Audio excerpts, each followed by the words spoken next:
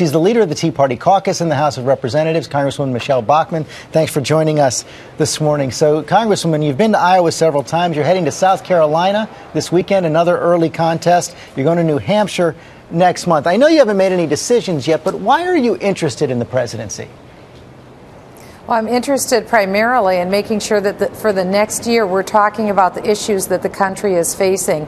And so I want to make sure in the midst of looking at all the individual candidates, which must be done, that we continue to focus on the issues of overspending, debt, national security. So that's really what I'm doing. I'm trying to set the table, if you will, because these voters are vital in these early states. They're going to make a very important decision about our nominee. And so my focus is really to keep the voters focused on the issues. Those issues are being raised by all the potential candidates, Mitt Romney, Newt Gingrich, Tim Pawlenty. So what do you bring to this potential race that the others don't? Well, I think what I bring is the perspective of being here in the front lines of Washington, D.C., where all of the decisions have been made over the past 4 years that have radically changed our country. And for many Americans, they believe that we're not going down the right track right now. So I want to take that information out into these different early primary states and to listen to people. I've been privileged to be a part of the Tea Party movement. This has been the verve and the vibrancy that we've seen of people getting engaged again. I want to take that perspective out to listen to people when I'm going out to the early primary states. What's the tripwire for you to get into this race? If Sarah Palin decides not to run, are you in? You know, I'm not there yet. I haven't made a decision about whether or not I'm going to engage, and so we'll see. I really want to just talk to the people that are in these early primary states and listen to them. Let me ask you a question about foreign policy. We've seen this revolution now sweeping across Egypt and the Middle East. There's protests in Bahrain this morning. If you were president right now, how would your approach differ from President Obama's? Well, I think there are some principles that I would focus on. Number one, my first question would be, what are the vital American interests in the region? Number two, what would best be done to secure the safety of the American people? I think third, my interest would be, what is the long-term view of the Middle East? We're looking at a historic shift in instability in the Middle East region that isn't just one nation, but this is impacting a multiplicity of nations. So I think we need to have a long-term perspective. And I think beyond that, this really underscores the need for high-quality level of intelligence. I'm privileged to sit on the Permanent Select Committee for Intelligence. We're secured with dealing with the nation's top classified secrets. That's why I'm prohibited from going any farther and commenting on specifics in the matter. But those are some of the principles that I would be looking at in the Middle East region. What is America's number one vital interest in the Middle East? Well, there are multiple issues that we have and multiple interests in the Middle East, but our safety and security of people in the United States is always number one.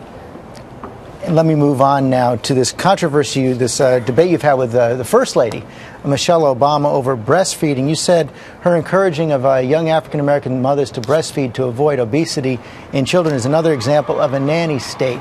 What's your objection to that? Well, I'm a federal tax litigation attorney. That is my legal background and also my scholarly background. And my quarrel isn't necessarily with the whole topic. I've given birth to 5 children myself. I strongly believe in breastfeeding. But I think what this points up again is that the tax code is used by government as social engineering. I spent years in the United States federal tax court seeing the difficult burden of the tax code in people's lives. And I think the federal government should stop social engineering. I would really prefer to see us completely scrap the tax code and find something that is simpler, fairer, flatter. People are in the process now of the hassle of filling out their income tax returns, and it is a very unwieldy document. Most Americans have to go to a professional preparer just to fill out their tax return.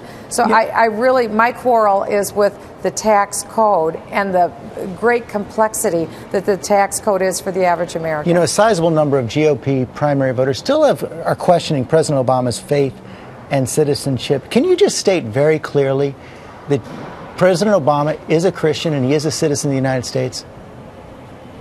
Well, that isn't for me to state. That's for the president to state. And I think that when the president makes when the president makes his statements, I think they need to stand for their own. But he has said it very clearly. I'm just asking if you believe it. Well, I think we should take the president at his word.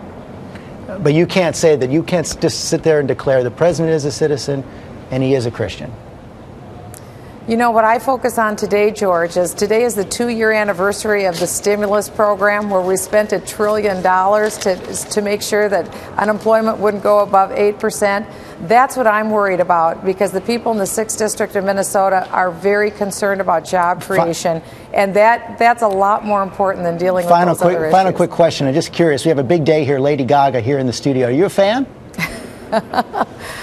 You know, I don't really know that much about Lady Gaga. I hate to say it. I have a lot of children, but I don't know that much about Lady Gaga. Okay, Congresswoman, thanks very much for coming in this morning.